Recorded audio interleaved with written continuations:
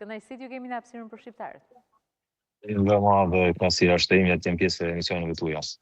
Dua ta nis me këtë çështje të rëndësishme për Kosovën, pas Shqipërisë, një ftesë edhe ndaj zonjës Osmani në këtë rast për përfaqësimin e saj dhe Kosovës në bordin e paqes. Si e keni parë, çfarë nënkupton në këtë pikë, se kundër e thash më herët, në cilën ndodhet politika në Kosovë edhe pozicionimit si shtet në rajon? Po pas asaj listës gjatë të shteteve të cilat Amerika i kishte Kosovën për disa ndalesa që i vonin këtë rast për vizat e migrimit edhe këto, që ishte një lajm jo i mirë ose i këndshëm për neve. Ftesa presidentes Osmani për Kosovën përgjithësi është lajm i mirë dhe është një shenjë që nuk kemi dalë ende prej planeve dhe politikave të Shtetit Bashkuar të Amerikës dhe që ende kemi një mundësi që do të thotë ta forcojmë pozicionin tonë në raport me Shtetet Bashkuara të Amerikës, sepse ne si Kosovë ose shqiptarët përgjithësi, aleat kryesor dhe aleat më të fuqishëm që kemi aktualisht është Amerika dhe kjo është një shpresë dhe shenjë mirë për neve. Ajo që mund kalon përshtypje është se nuk e di nëse është me qëllim ose është për shkak se Trump ka dashur me vlerësu personalitetin që do me këtu, sepse unë e vlejta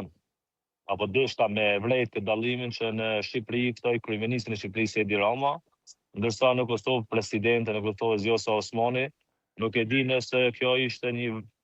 ta themi politikisht, një shuplak për Kurrin apo për presidentin e Shqipërisë. Po, mund të lexohet në këtë formë se është një ftesë që ka të bëjë me përfaqësimin e vendit. Pra nuk është se do të jetë përfaqësimi i Vjosa Osmani si individ në këtë rast,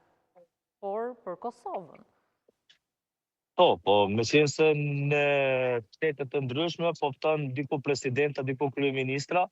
atë nuk përshkon ftesa në aspektin e protokollit me këtu shtetin si përfaqësim, në rast Kosova me dërgu dikon, ose këtu në nivelin e barabartë, presidentat ose kryeministrat, po ky dallim, unë po mendoj nëse është rastishëm apo është i vetëdijshëm prej Trumpit, po kjo ka lloj organizimi për bordin e paqes nga Shtetet e Bashkuara të Amerikës, nuk e di nëse duhet ta lexojmë se vërtet është iniciativë për paqe, apo është një tendencë, një rikonfigurimi të aleancave të Shtetit Bashkuar të Amerikës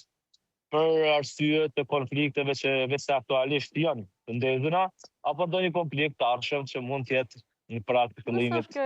që ne së dim. Në këndvështrimin tuaj, çfarë ndodh në këtë rast dhe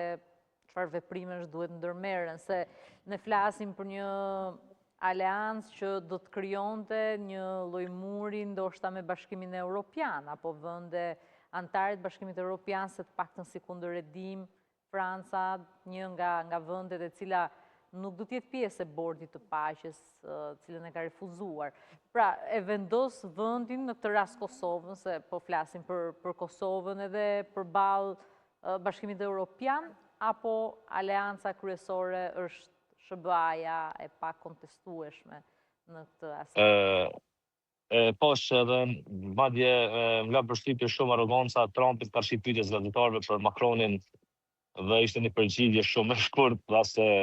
Macronin ta nuk e duan as ata dhe nuk do të jetë shumë gjatë. Do të ishte një farë lloj paralajmërimi se kërcënimi, nuk e di nëse do ta hesin francezë apo do ta ketë fatin e Maduros, po në këtë rast Trumpi po është i paparashikueshëm në veprimet e tij dhe ne e dimë se prej që ka Trumpi në një farë forme deri sot pjesa kryesore ka qenë paralajmërime, kërcënime dhe aksione.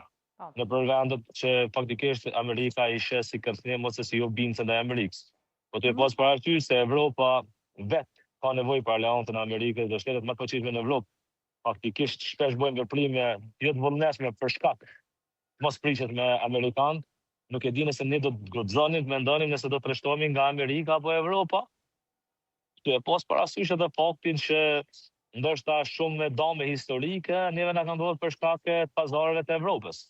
Sepse një pjesë e shteteve të Evropës kanë qenë deri tash, kur Rusia ka hyrë ka Ukraina, sidomos shtetet skandinave kanë qenë me politika tyre shumë pro-ruse ose pro-slave dhe Evropa në një farë forme, përveç armiqësive të brendshme që ka, ajo indirekt ose shpesh edhe direkt, më shumë është në politikat e pro-slave ose ruse, sepse e lidhim në atë parpol, ndoshta edhe kalumja, po ndoshta edhe arsye të tjera gjeopolitike. Po ne si shqiptar nuk guxojna me mendu rreshtimin nëse vim në pozicionin që nuk kisha dash me qenë kur, vendosi mes Evropës dhe Amerikës. Mendimi im personal është që nuk duhet mendohet të qitet në diskutabil misia amerikane me